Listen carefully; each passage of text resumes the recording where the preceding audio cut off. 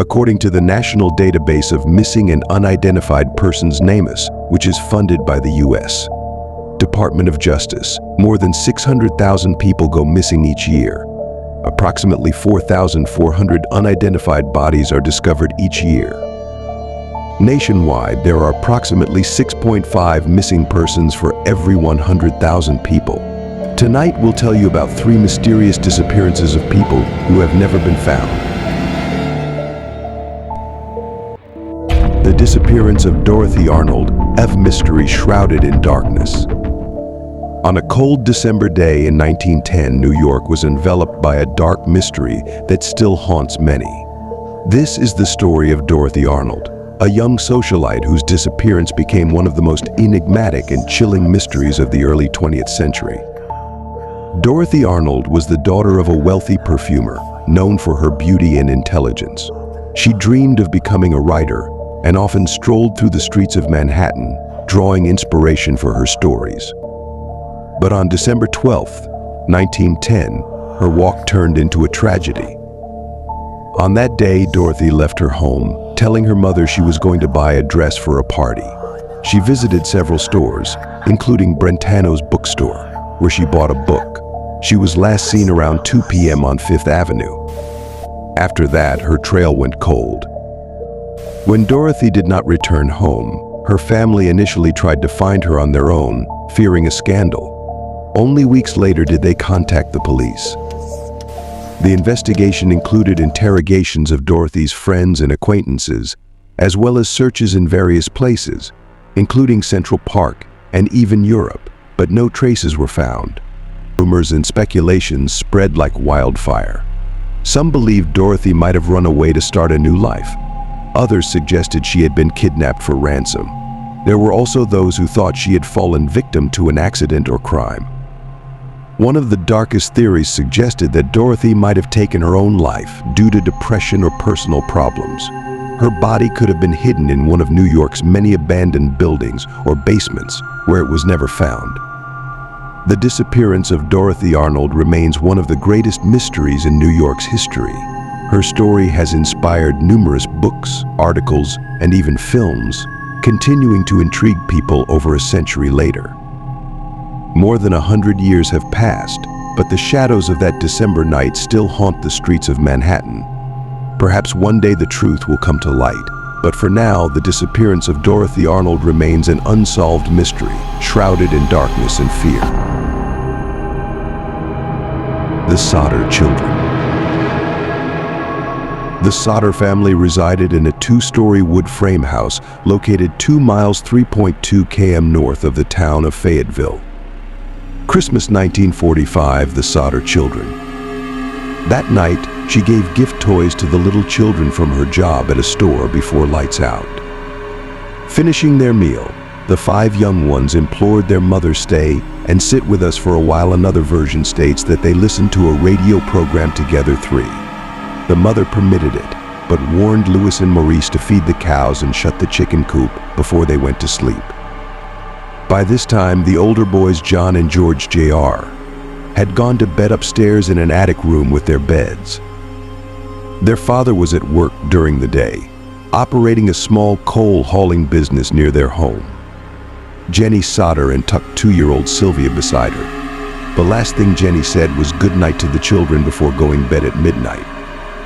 George Sodder and his wife, Jenny Sodder, along with 9 of their 10 children, quickly went to sleep that night. Their eldest son, Joe, was 21 years old, but had spent World War II in the Army and hadn't yet been discharged. For the first time that night, Jenny Sodder opened her eyes a little after midnight. The phone was ringing in husband Jim's downstairs office. It was a lady calling my number in error. Jenny Sodder saw the lights on at the main residence of her 3 younger boys and noticed that daylight streamed through open curtains. The front door was also open. Upon entering, she saw Marion asleep on the sofa in the living room, so assumed that her other children were safe upstairs in bed. She turned off the lights, closed my curtains, locked the door, went to her room, and fell asleep. 30 minutes later, Jenny Sodder was woken once more to the sound of her roof being struck, but fell back asleep. Another half hour later, she woke up for the 3rd time to smoke. Jenny ran toward the flaming house from her bedroom. She couldn't get to the phone because of the fire. She made it back to the bedroom and roused her husband. Jenny woke Marion, who had fallen asleep out in sofa downstairs, and told her to get Sylvia out of the house. She turned and ran to the stairs, yelling for everyone else in the house. George and John, the two eldest boys, only came down. Is there danger, evoked John in the bedroom where he believed somewhere within sleeping with siblings. George made another desperate attempt to save his children. He broke a window to re-enter the house, injuring his hand in the process. The smoke and fire engulfed the lower rooms, including the living and dining rooms, kitchen, study, and the couple's bedroom. He knew that 4 of his children were already safe: 2-year-old Sylvia, 17-year-old Marion, and his 2 sons, 23-year-old John and 16-year-old George Jr. However, he believed that Maurice 14, Martha 12, Louis 9, Jenny 8, and Betty 5 were still inside on the 2nd floor, in 2 bedrooms at either end of the hallway, separated by a staircase now engulfed in flames. George tried to climb into the house through the upper windows, but the ladder he always kept outside was mysteriously missing. He then attempted to drive his truck up to the house to use it as a platform, but despite working fine the previous day, neither truck would start. His daughter Marion ran to a neighbor's house to call the Fayetteville Fire Department, but the neighbor couldn't reach the operator. Another neighbor, seeing the flames, went to a nearby cafe to call, but again, there was no answer. Frustrated, the neighbor drove into town and finally alerted Fire Chief F.J. Morris by telephone. Morris then used the telephone tree system to gather the firemen, where one fireman called another, who called a third. Despite the fire station being only 2.5 miles away, the crew didn't arrive until 8 a.m. Some reports say 7 a.m., others claim 9 a.m., by which time the Sodder house was reduced to ashes. The delay was partly because Morris couldn't drive the fire engine and had to wait for a driver. The Christmas holiday and the departure of young men to war had left the fire department poorly staffed and trained. Steve Cruikshank, a firefighter in Fayetteville, noted, "There was very little training back then.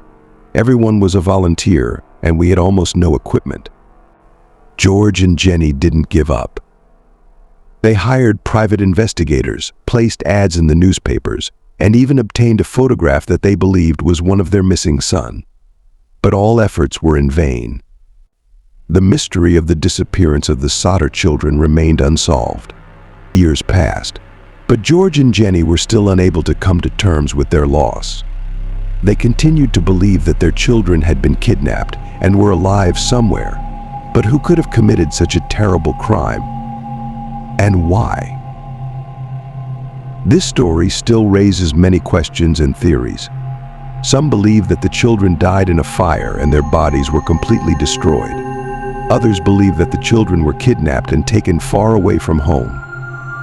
But one thing remains the same: the mystery of the disappearance of the Sodder children continues to frighten and fascinate all who hear about it. The Invisible Boy, the story of Garnell Moore. In the dark corners of Baltimore, where shadows seemed longer and nights darker, lived a family few knew about. In this family was a boy named Garnell Moore, whose life was shrouded in mystery from the very beginning. Garnell was a quiet child who rarely left the house. His grandmother, the only person who cared for him, passed away, leaving the boy in the care of his aunt, Lavanna. Since then, Garnell became even more invisible to those around him. He didn't go to school, didn't visit doctors, and didn't play with other children. His existence was like a ghost that no one noticed. Years passed, and one day social services began an investigation. They discovered that Garnell had never been registered at school and had no medical records. Lavanna claimed that the boy was living with another relative, but no one could confirm her words. Garnell disappeared as if he had vanished into thin air. Police launched an investigation but found no trace of the boy. Lavanna was arrested for fraud as she continued to receive welfare payments in Garnell's name. But what happened to the boy himself? No one knew.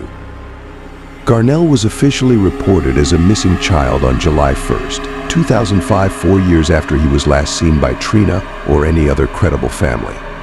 The Baltimore, Maryland Missing Persons Unit didn't actively get involved until March of 2006, however.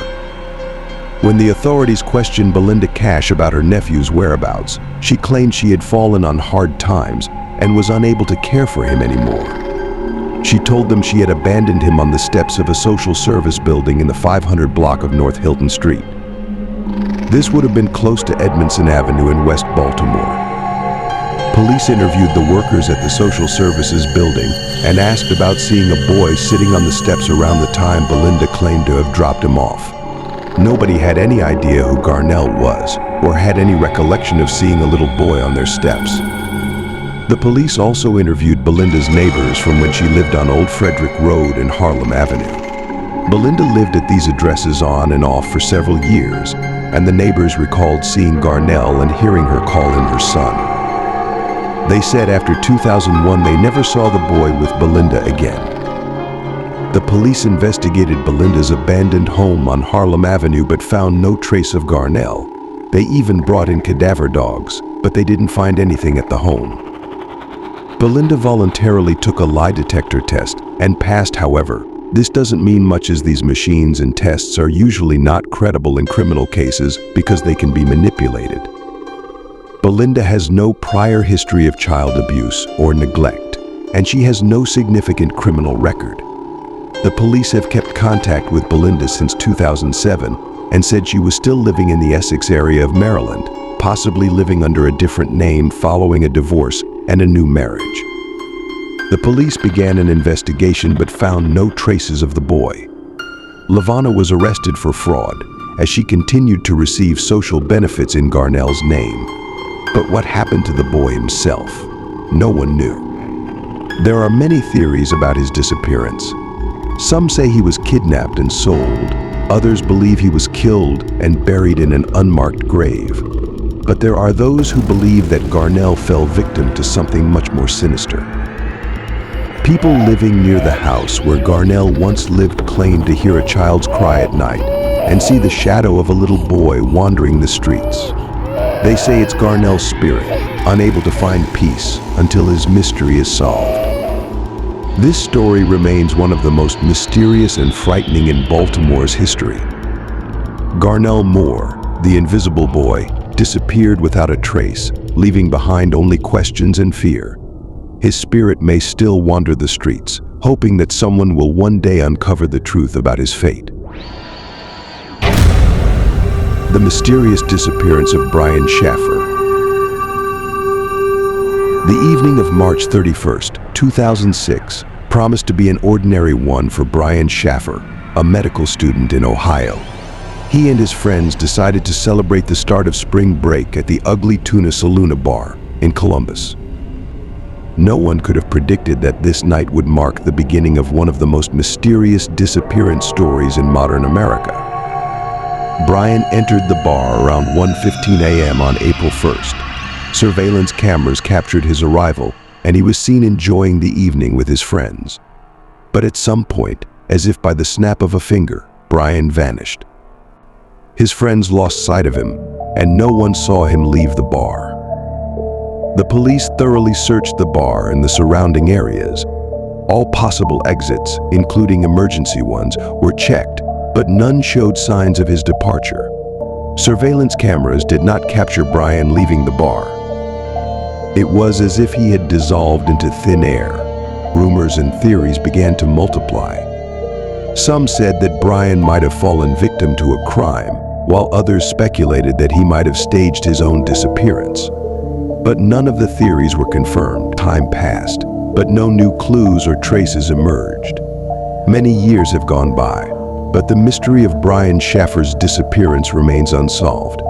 His story continues to evoke fear and anxiety in those who hear it. What happened that night? Where did Brian go? The answers to these questions remain hidden in the darkness,